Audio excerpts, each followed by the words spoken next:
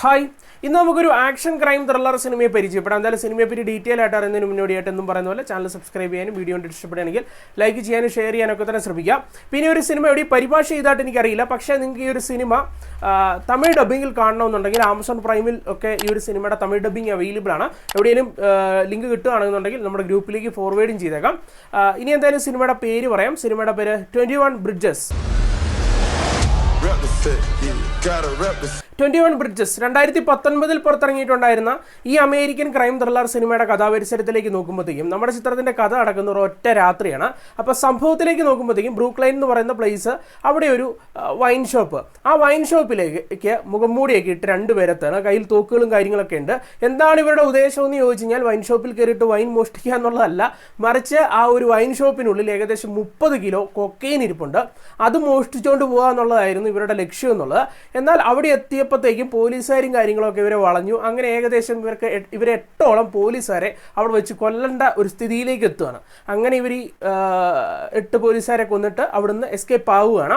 എന്തായാലും നമ്മുടെ ചിത്രത്തിലെ കഥാനായകൻ ഒരു ഡിറ്റക്റ്റീവാണ്. അദ്ദേഹം ഒക്കെ ചേർന്ന് ഒരൊറ്റ രാത്രി കൊണ്ട് ഈ 2 ആളുകളെ, കൊലപാതകളെ പിടിക്കാൻ വേണ്ടി ശ്രമിക്കുന്നതാണ് ചിത്രത്തിന്റെ പ്രമേയം എന്നുള്ളത്. ഒരു ആക്ഷൻ പരിസരത്തിലുള്ള ഒരു ക്രൈം ത്രില്ലർ സിനിമ കാണണമെന്ന് ആഗ്രഹിക്കുന്ന ഒരു പ്രേക്ഷകനെ അത്യാവശ്യം സാറ്റിസ്ഫൈ ചെയ്യിക്കുന്ന ഒരു കഥയും അതിന്റെ തിരക്കഥയും പ്രകടനങ്ങളും മേക്കിങ്ങും ഒക്കെ ഉണ്ടായിരുന്ന ഒരു ചിത്രം തന്നെയാണ് 21 Bridges എന്ന് പറയാൻ സാധിക്കും.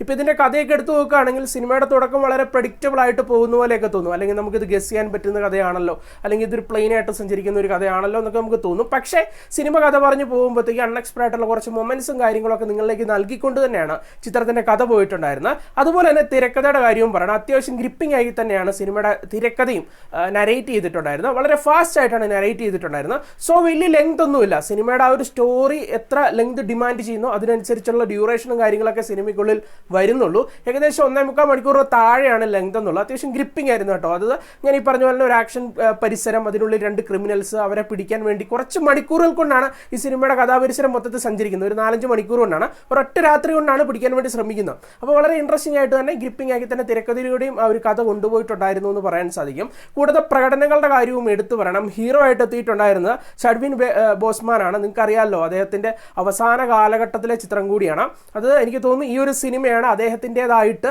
അവസാനം തിയേറ്ററിൽ ഇറങ്ങിയിട്ടുണ്ടായിരുന്ന ചിത്രം എന്നുള്ളത്. പിന്നീട് കുറച്ച് സിനിമകൾ OTT-യിലൊക്കെ ആയിട്ട് ഇറങ്ങിയിട്ടുണ്ട്, പക്ഷേ ഇതാണ് അവസാനമായിട്ട് തിയേറ്ററിൽ എത്തിയിട്ടുണ്ടായിരുന്ന ചിത്രം എന്നുള്ളത്. കൂടാതെ ഈ ഒരു സിനിമയ്ക്കുള്ളിൽ ഒരു ലീഡിങ് റോൾ, അല്ലെങ്കിൽ ഞാൻ പറഞ്ഞില്ലേ 2 ക്രിമിനൽസ്, അവരുടെ പ്രകടനവും എടുത്തു പറയണം. അതിലും എടുത്തു പറയേണ്ട ഒരു ക്യാരക്ടർ എന്നുള്ളത് സ്റ്റീഫൻ ജെയിംസ് എന്ന് പറയുന്ന ആക്ടർ ഒരു ക്യാരക്ടർ കൈകാര്യം ചെയ്തിട്ടുണ്ടായിരുന്നു. ഗംഭീരമായിരുന്നു കേട്ടോ. അത് നമ്മുടെ നായകനും ഈ ഒരു ക്യാരക്ടർ അഭിനയിച്ചിട്ടുണ്ടായിരുന്ന ആക്ടറും രണ്ടുപേരും നീറ്റായിട്ടുള്ള പ്രകടനമാണ് കൊടുത്തിട്ടുണ്ടായിരുന്നത്. കൂടുതൽ ഇംപ്രസീവ് ആയിട്ടുള്ള ഒരുപാട് പ്രകടനങ്ങൾ നിങ്ങൾക്ക് ഇതിൽ കാണാൻ സാധിക്കും.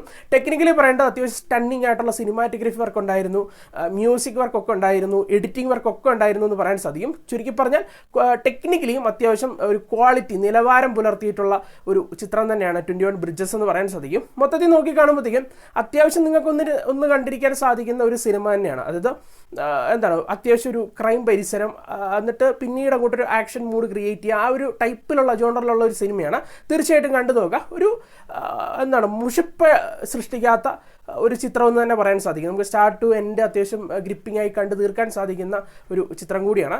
എന്തായാലും നിങ്ങൾക്ക് ഫാമിലി ആയിട്ടിരുന്ന് കാണാം. കാര്യമായിട്ട് 18+ കണ്ടന്റും കാര്യങ്ങളൊക്കെ ഉണ്ടെന്ന് പറയാൻ സാധിക്കില്ല. എന്തായാലും നിങ്ങൾക്ക് ഫാമിലിയൊക്കെ ആയിട്ടിരുന്ന് വേണമെങ്കിൽ കാണാൻ സാധിക്കുന്ന ഒരു ചിത്രം തന്നെയാണ്. എന്തായാലും സിനിമയ്ക്ക് ഒരു 7/10 ആണ് നൽകുന്നത്, 10/7. എന്തായാലും നമുക്ക് മറ്റൊരു സിനിമയുടെ വിശേഷമായിട്ട് വീണ്ടും കാണാം. ബൈ.